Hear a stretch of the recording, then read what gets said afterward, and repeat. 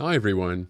Today I want to talk to you about information, choice, and impact, and how getting these three principles down in just the right amounts can help you to create compelling scenes and a more immersive world for your players at the table.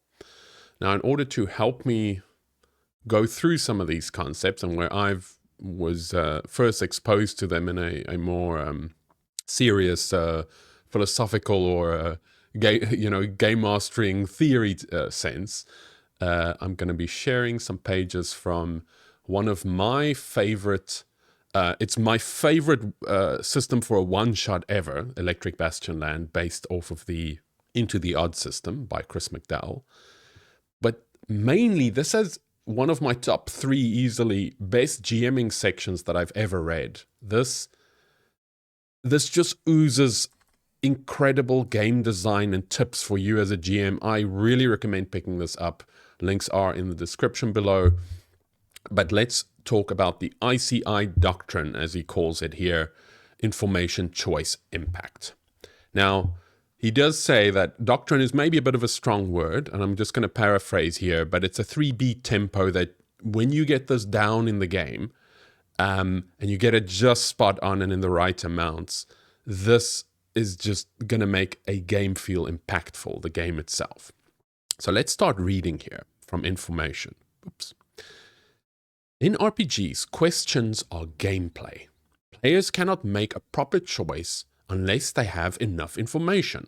Knowledge and perception rolls are the worst offenders of not understanding the importance of information. When I see them in use, I wonder what would be lost by just giving players the information. I want players to imagine the situation their characters are in and think of a clever solution. Asking for more information should be rewarded. If they ask smart questions, I give them useful answers. I always do this as well. This is great advice. Whatever you're planning, think in advance about how you're going to present it to the players and how you're going to give them enough information to make a proper choice. That's the first pillar. Now let's think of how this leads to good choice. With choice, no easy decisions. The one is the most difficult to just insert directly. This one. For there to be a proper choice, there have to be multiple actions the players can choose between, and deciding between them should not be easy. This is really the glue between information and impact. If you get those two right, this one, choice, often falls into place. But you still need to make sure your world supports multiple solutions to problems. Look at your prep and try to identify the decision points the players will come across. Left and right at this junction. How do I get past this broken guard robot? How can we trust these shady mercenaries? If any of these have one really obvious solution, then you need to make these situations and these solutions more interesting. One always hostile orc guard is guarding a chest. That's not a decision point. You kill the orc, you take the treasure. Now, if the orc has a death ray, or he talks to you and you're somehow sympathetic to his cause, he's just trying to hold down a job, or he can pull an alarm at any point which can bring the whole army to him. Now suddenly you have a choice. You have a choice here of risk versus reward. Is this worth it? Is this important enough to my player and their wants and needs as a real person, a real breathing, living person? So choice is very important for people. It shouldn't feel obvious. Now he talks about impact. Everything you do matters. When your players have made a choice, things should happen so that they can look back and go, we did that. Maybe they regret it. Maybe they're proud of themselves. Maybe they just wonder how things could have been different. Then he says, like, his vice is making players feel guilty for killing innocent monsters or screwing over a non-player character. And I ham it up real good. He says, they always remember that it's over-the-top emotional silliness, but they know they've caused it, right? And he's seen players feel more strongly about killing an NPC rather than losing their own characters to death. Absolutely. If you do these things right, that will often be the case for many of you. This is the payoff for everything before this point. Without it, your game will feel flat. So you need enough information to players so that they can make informed decisions. And those decisions must have impact in the world. Even doing nothing, taking this rest to, patch up our wounds should be, but time, we'll lose time. Maybe more innocents will die. Even doing nothing should have impact. Anything is a choice. Anything you do, action or inaction, they shouldn't every tiny thing shouldn't have massive impact on the world, but have a coherent effect on the world and make them think about whether this is the right thing to do or not. So you give them enough information to make informed choices to have lasting impact on the game. There are two more pages here that I want to go over.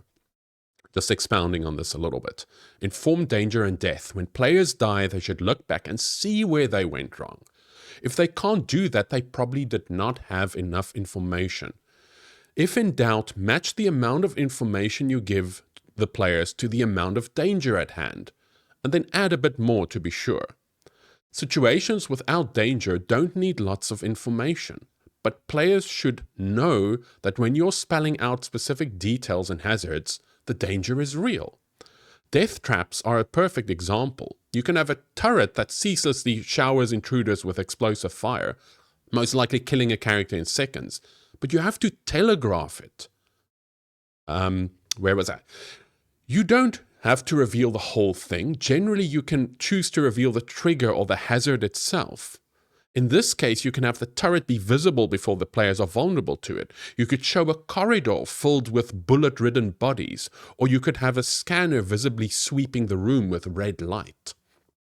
If you get into the habit of giving the right amount of information to your players, they have more agency in their decisions, and you are less likely to be unpleasantly shocked by the consequences of those choices. They are. Sorry. You don't want players to just die and go like, well, I didn't know, I just rolled badly. It's just because I rolled badly. But they couldn't have avoided it. They must go, I thought that little bit, a bit of information was trivial. I thought nothing of that. Oh, I thought it was referring to something else. They must go, we were warned. Just telegraph a little bit, like he says, in proportion to how terrible this can potentially be. Lastly, big impact. If you give your players lots of useful information and they agonize over the difficult choices before finally making the decision, it's all for nothing if those consequences are too soft. Yeah, they just wasted time and then nothing really happened. Having your choices be inconsequential sucks the life out of your game. Make inconsequential a dirty word and always be watching out for it.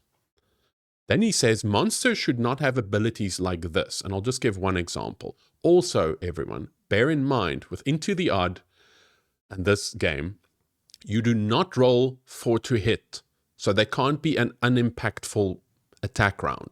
You just roll damage. Yes, rolling a 1 is a bit of just a scratch. It's not going to do much. Roll an 8, and it's 8 times that, so it's impactful. But you don't roll you just roll straight up damage, so there's always impact.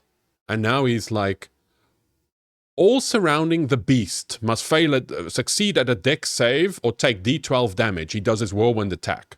But what if everyone does the dex save? No one took damage this round. What if the monster, we've had those big badass boss fights that have a 90% chance to hit.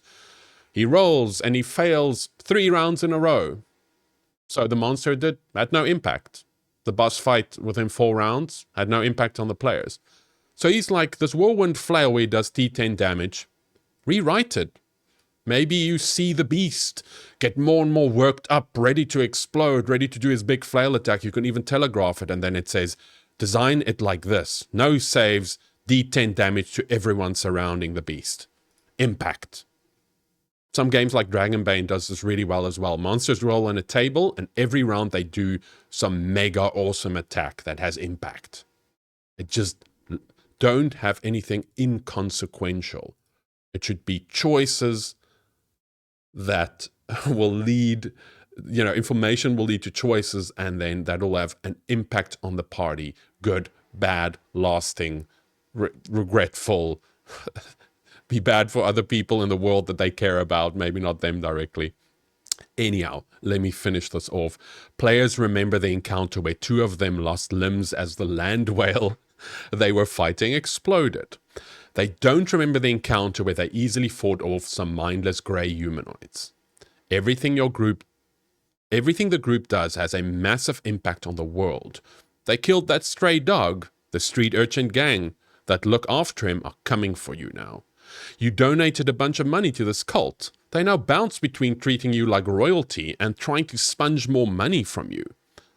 You see how this makes the world feel more coherent and alive? You offended the guy at the toll booth. He's told his colleagues to give you an extra hard time. Fantastic. Be fair, but be bold. Give them the information to make the choice, and make the choices matter. Okay, so what a fantastic book. Please go check it out. Read the rest of the GM section. There's so many other little gems. And think about information and choices, and have things have impact to make your worlds feel more alive. Thanks so much, everyone. I'll see you at the next one.